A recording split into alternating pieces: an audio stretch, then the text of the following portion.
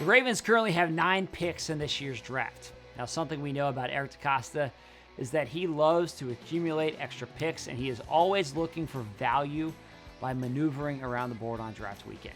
But at the same time, 9 picks is a lot, and you don't really want more picks than you have spots on the roster.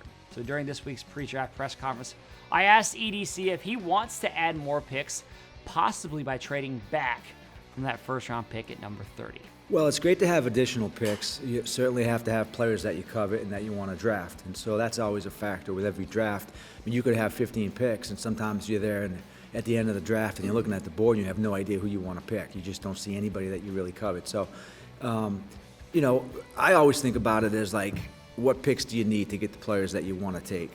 So you can have some great picks, but if the board doesn't fall the right way, and you're looking at a bunch of players that aren't any better than the players you have on your roster, those picks really don't help you very much. So I like the idea of having more picks, but I want to have more picks in a specific range, I think, in the draft. And if we can get that done, then I could see us, be in a good position to really maximize our chances to find good players. The other consideration with trading back from 30 is that first-round picks come with a 5th-year option. It's a team option that's built into the contract already. Every other round, the rookies only come with 4-year contracts. So if the Ravens traded out of the first round, they would lose that 5th-year option for their top pick, which is really valuable to have. EDC talked about that and how that could impact the decision-making around the trade.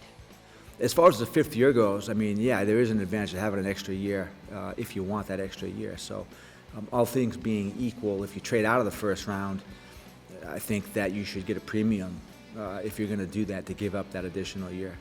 So this is all good conversation. Ryan Mink and I actually dove into this debate during a recent episode of the Lounge Podcast that just dropped yesterday, so go ahead and check that out wherever you listen to your podcast. That's it for me. Thanks for watching. We'll see you again tomorrow.